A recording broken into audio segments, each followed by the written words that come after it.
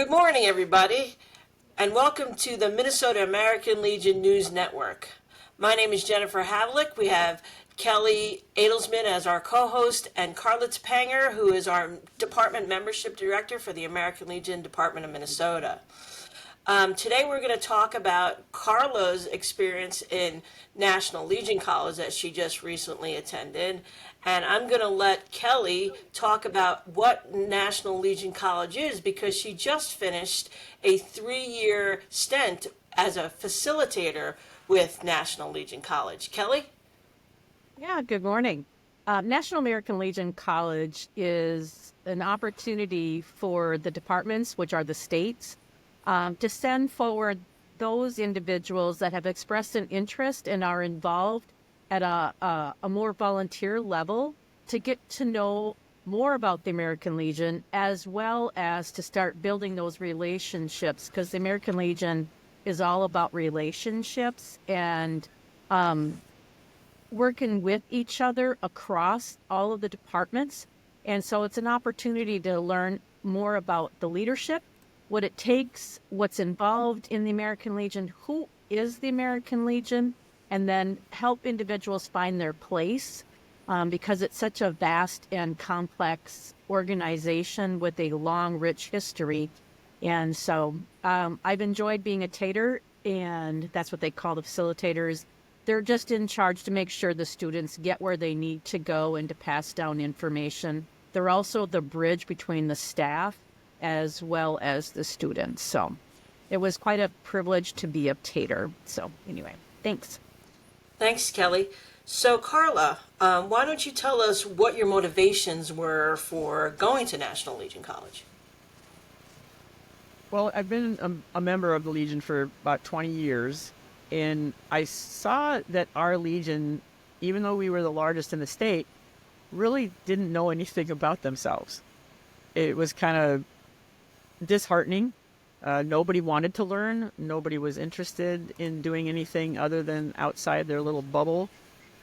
And I thought, this is crazy. I need to learn more about the American Legion so we can do what we're supposed to be doing for the veterans. So I looked into how we do that, bought some books, got some recommendations, and found out that they have that basic training course online. Oh, yeah. I thought, well, that's the first thing we've got to do is get on there and go through that course. And I think that was just kind of a little dangler, a little taste to say, oh, this is what you could possibly learn about, but there's more. And I thought, holy cow, how much more? I mean, just going through that basic training was pretty intense. And I thought, so now then they started the Legion College in Minnesota. I said, well, let's try that. And I got up there and thought, oh my God, what have I gotten myself into? And went back to my post, and still nobody cared. Nobody wanted to do anything. I said, there's got to be a way to motivate people. There's got to be a way to communicate with these people. And when I was the director or the commander for the 3rd District, every post I went to was completely different. There needed to be, I thought there should be consistency. And so I thought, well, if I learn more about that and how to connect with these posts and help them through what they're supposed to be doing or what they could possibly be doing, I thought, well, National Legion College is the obvious choice there. That would be how I would get more involved in everything. And I wanted to see how things work behind the scenes up there, because you always hear National, oh my God, ooh, what happens up at National. So it was really interesting to get up to there and meet everybody and see how things ran. And I really wanted to go. It's just everything that I've heard. I've talked to people that have been there. They all say it's the best thing that they've ever done. And so I've been trying for a couple of years now to get selected. I finally got selected. I was very excited about that and very, very happy to get to Legion College. Yeah. Great. Well, what kind of projects or assignments did you have while you were at National Legion College? So we kind of picked a hard one. the resolution portion of it was, I guess, the most frustrating. There's nothing I hate more than writing resolutions, except maybe writing term papers. But we picked lowering the price for the PUFL memberships. That's kind of a taboo subject at National, apparently. And we took it and ran with it, but it is the hardest thing in the world to write.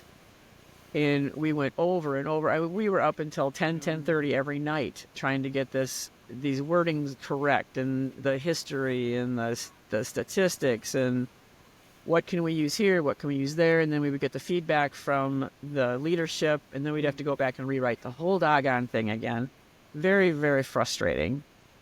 And then the other frustrating aspect was having to, I don't know how we had to rebut somebody else's resolution.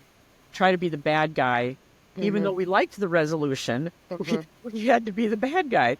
And that was very, very hard. We all just kind of sat around and looked at each other and went, well, we kind of like this, so what can we say about it? How do we improve this? So that was also very frustrating. Yeah. But the communication styles are all different. We all had different inputs for everything. It was just a good way to mesh everybody and work together on a project. I think that's the key. Working by yourself is not good. No, because you had 10 other students from across the United States, didn't you, in your class? Yep. Okay. A mixture of people in different levels of leadership in their state, right? Yep. Okay. Everybody from commanders down to, vice commanders, and finding out that our state is not necessarily the same leadership as everybody else's. Like, some people have vice commanders. Some states don't have vice commanders. Some have membership directors. Some don't. That was a very eye-opening thing for me. I thought everybody was the same, but it was good to learn about the different constructs of their leadership trees. Yeah. Well, Carla, how do you think your experience at National Legion College this year will help you as membership director now and as a leader in the American Legion moving forward? First of all, it was like drinking out of a fire hose. I don't know if anybody's ever tried that, but it's not pleasant. I think from 7:30 in the morning until 10:30 every night, my brain was ready to explode. And it's one of those things where you really don't know what you don't know until somebody tells you don't know it. If that makes sense. And so it seemed like all day long I was going, oh my God, I didn't know that. Oh my gosh, I didn't know that.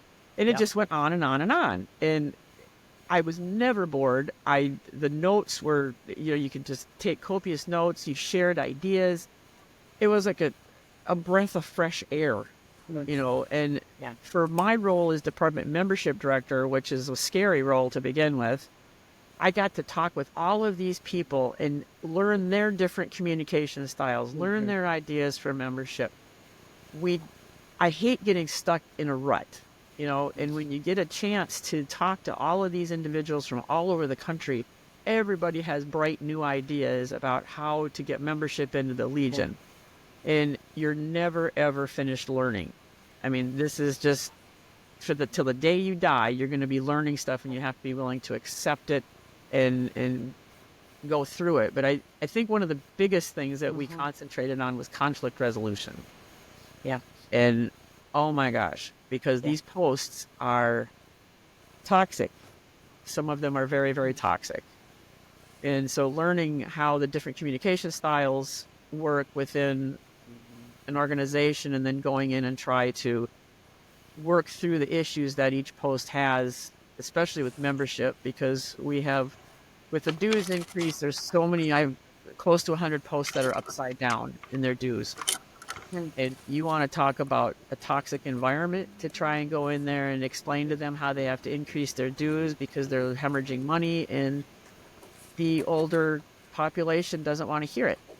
They don't want to do that extra $5 or $10 a year, and they're adamant about it. But you've got to communicate with them in such a way that they understand where it's coming from, and you're not just dictating what's going on. It has to be their idea, their way of doing things. So I thought that was very helpful for me to be a membership director to go to these posts and talk to them, and especially to my vice commanders and my membership directors. Everybody has a different communication style. And I think that was key for me to know exactly, not to know exactly how to talk to them, but be open to different ways of communicating with them. You instead bring of up being my aggressive, loud self that I am. You bring up two very valid realities in the American Legion that kind of get glossed over a little bit. Like the American Legion, the posts have autonomy. And so how we're different than a lot of other organizations or even most other volunteer organizations is that we have different levels of autonomy, right? And so the districts and the departments are there to assist and provide information and support, but posts have autonomy. And then you get veterans who are all leaders in an organization. And so I honestly believe that the American Legion probably has the biggest challenge on motivation and then the conflict, because you have all these strong personalities and posts understand that they have autonomy, but they also understand that they're not in existence without the rest, right? So how do you realize that?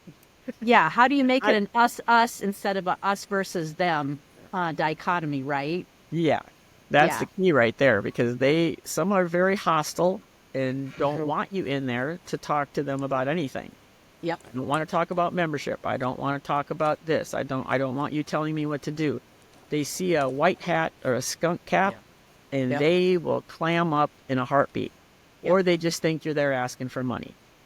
Which seems to be what was popular in the past. We're trying to get that changed, but it's more of a learning thing, not us coming in there and preaching, or we want you to think for yourselves and work with yourselves, even though we don't have the capacity, well, not necessarily capacity, we don't have the ability to tell them what to do. Mm-hmm. All we can do is recommend, and you're there to serve. Is that they know that. Yep. And so you're stuck between a rock and a hard place with some of these posts. To me, the thing that I got the most out of American Legion colleges, both Minnesota and national, is you learn that you're really there to serve another human being within the American Legion. And then how do you respect their styles? But then how do you recognize the dysfunction and offer your support? Because it's easier to yell at people or demand things, right? But the long-term goal of building relationship where they get to retain their autonomy and they know that you're there to support them is really the goal. And so the National American Legion College is designed to be full of friction on purpose. Yep. Yeah. Well, Carla, we really appreciate you sharing that with us, and we look forward to seeing what you're going to do with membership and future leadership. And we hope to have you back maybe towards the end of 2025 membership year to see how you did. We are definitely we're going to get 100% this year. I'm pretty positive, because I will not go to the Wisconsin convention and wear a cheese head. But what are you talking about? Oh, okay. So the commander of the American Legion in Wisconsin, we have a little bet going. And so when the Packers and the Vikings play, whoever's ahead in membership wins that particular. So right now we're behind Wisconsin, so I'm really upset. we have to get our membership up. Otherwise, I have to go to his convention and wear a cheese head and tell them how good they are. I hope you don't have to do that. I hope not either. And that's why I'm kind of snapping the whip at the membership. If we win, what does Wisconsin do? Oh, they have to come here and wear a Viking hat at our convention and tell us how good we are. Perfect. Well, again, thank you, Carla. We look forward to seeing you in the future, and we'll talk to you really soon. Have a successful year and have a great new year. Network, we're really designed, aren't we, Jennifer, to bring forth like what's happening or in the month that we're going to be talking about. So we're talking about January 2025, and there are a few things that are highlights in the Department of Minnesota American Legion. And I'm very thankful for Tim Engstrom, who is our editor of the Legionnaire. He put in Our communications director. He's So also Tim has a dual role. He's the editor of our Legionnaire magazine, our newspaper, and our communications director. So anytime we have to talk to the press or deal with them, he's usually the one that sets that up in conjunction with our media and communications team. and he's heavily involved with the Minnesota American Legion baseball program, isn't he? Yes, he is. I believe he's their secretary for American Legion Baseball. And also, Minnesota started the fast pitch softball a few years ago, got that up and running. That was 2 years ago, 3 years ago now, during Commander Tom Furlan's tenure. We started that. Everybody had a really great interest in. We had baseball, but we also wanted fast pitch softball for females. So here in Minnesota, we started that up, and it's going pretty good. National Vice Commander Kellogg's daughter is chairing that and leading that rush to make that bigger and better every year. It grows every year. And one of the things I like about the annual convention for Minnesota is we usually get the reports from the chairs. And so it's encouraging to hear that fast pitch softball continues to increase. More and more teams join in every year. And I'm always excited by baseball because Minnesota has the largest American Legion baseball program in the country. So Wonderful. I got out to a few of the baseball games last year and plan on doing so again just to support all the teams. When I listen to the youth talk about why they like playing for American Legion baseball, they like the collegiality. They like how supported it is. Everybody's supportive. There's no trash talking. They understand that baseball is a hard game and it helps individuals learn about ethics, fair playing, the values, and the youth really appreciate it. I had a really great option, or not so much an option, an opportunity when I was department commander to throw out a first pitch and lead them in. What they do is they read a code of ethics before the game and before tournaments. So we were able to do that. So that was really great too. And all the kids were involved and the parents are involved. It's a big deal here in Minnesota. It is. Registration opens for baseball and fast pitch softball on January 1st. I know people that are involved are quite well aware of it, but just throwing it out there. January's full of midwinters. Why in the world why do the districts hold midwinters? Midwinters are designed to provide updates from department. The department commander will usually make an appearance at midwinter.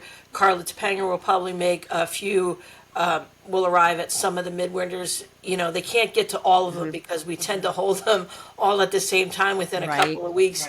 But they make appearances there. Our department vice commanders make appearances when the commander cannot in their area, just to provide information from national and department. It's also an opportunity in the 4th District. We do a big training. All day is about training in different areas of the American Legion, you know, post operations, leadership, mentorship, things of that nature, so that our posts can go back to their post well informed and educated about the American Legion, so that they can do the best job they can do as Legionnaires inside their community, helping and supporting veterans, their families, and the community in which they serve. Beautiful. So if anyone's interested in learning more about the district or the department, what they're doing, getting educated, page 6 of the Legionnaire has all the dates. And I know on Facebook, the districts have like their registration processes. And so it does cost a little bit of money to go to the midwinters. And most of that cost has to do if there's a rental fee and for food, right? That's usually correct. And Yeah. sometimes your best bet too is if you don't know, as opposed to when your midwinter is, call your district commander or one of your district vice commanders or the district adjutant. They'll be able to tell you too where Yeah. and when and how much and how to register.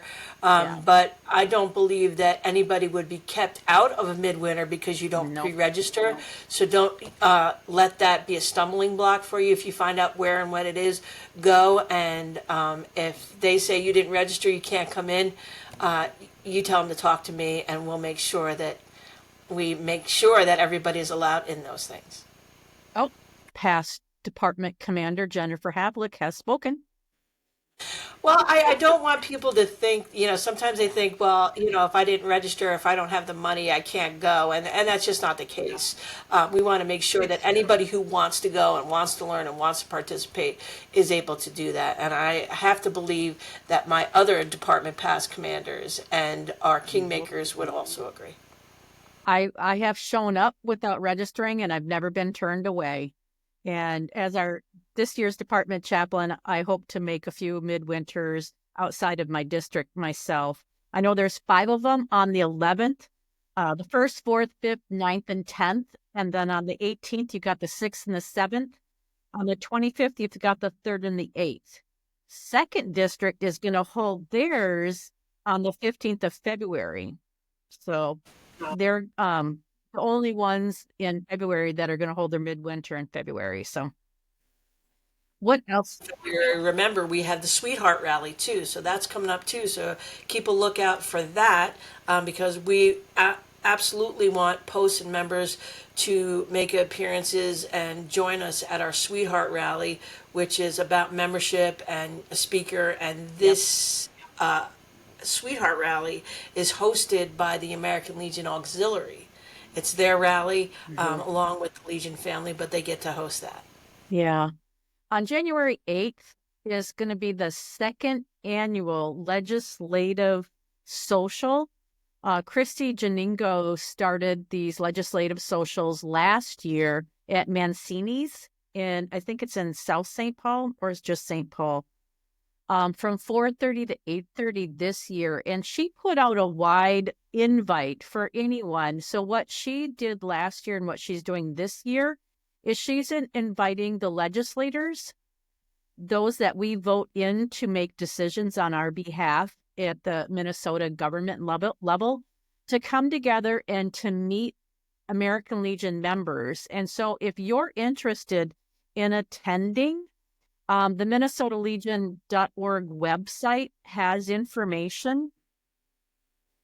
And Christy Janingo is our legislative chair, and she opens it to anybody. It was a great opportunity for anyone to be able to meet their legislator and to talk about issues that are important, that are on the American Legion legislative calendar as things that we would like to get together. And then this year is probably important because they did away with the veteran committee.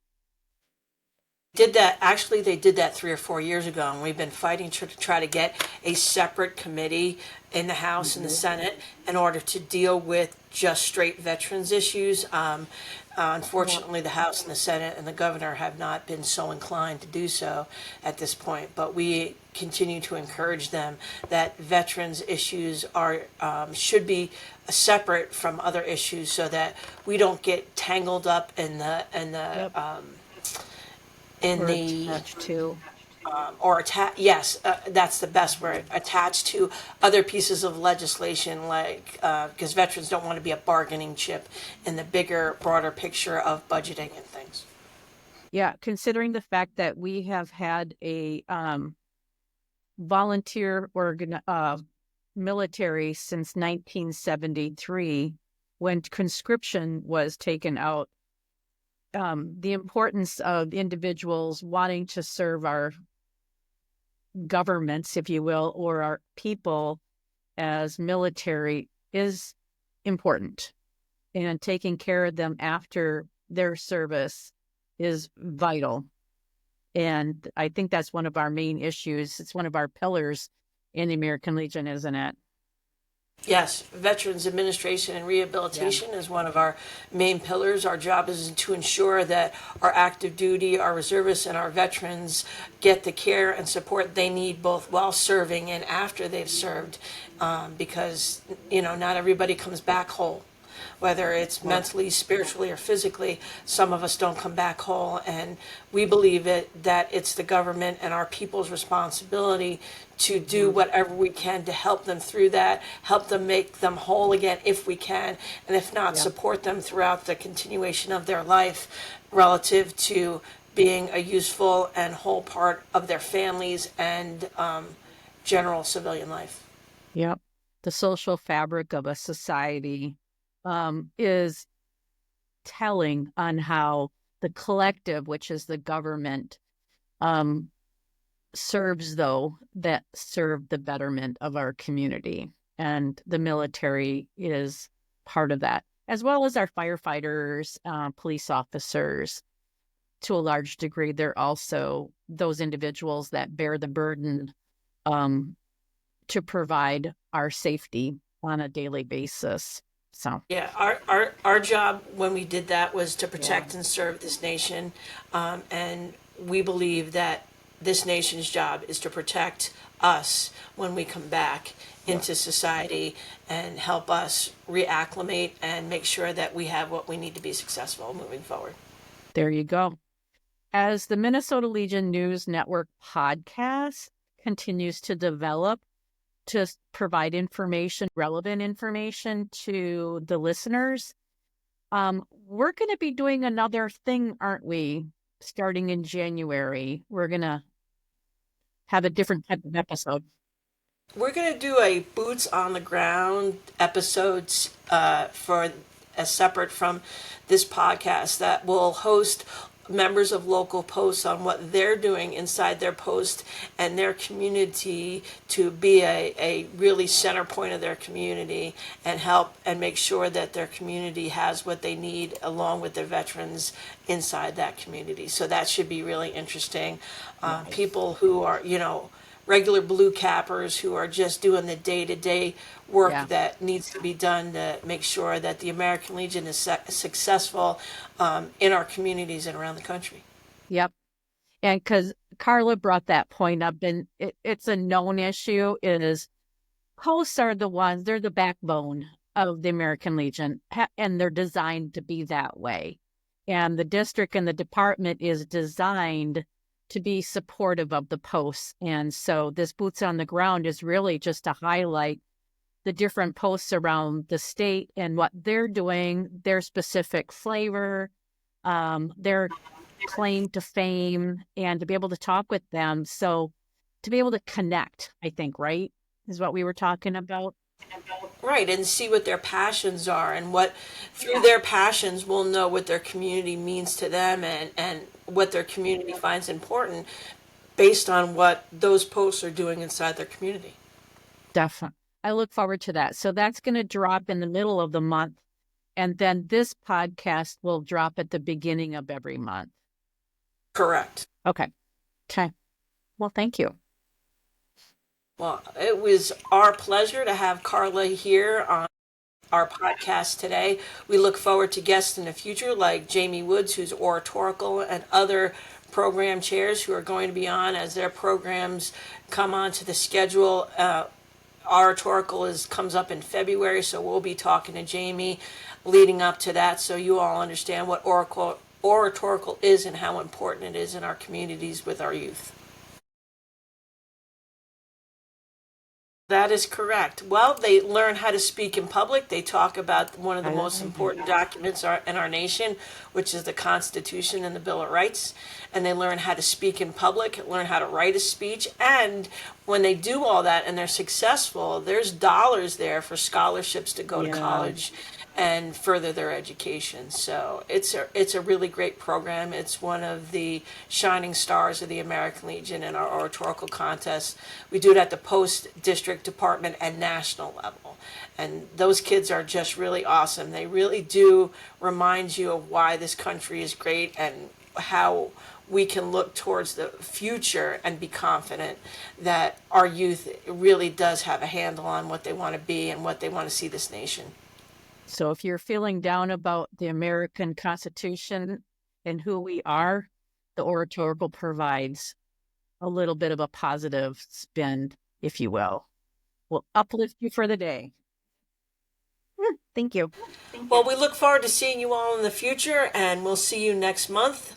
Thank you for watching, and let us know what you want to see on this podcast, and we'll see you soon. Have a Bye. great day, everybody. Bye.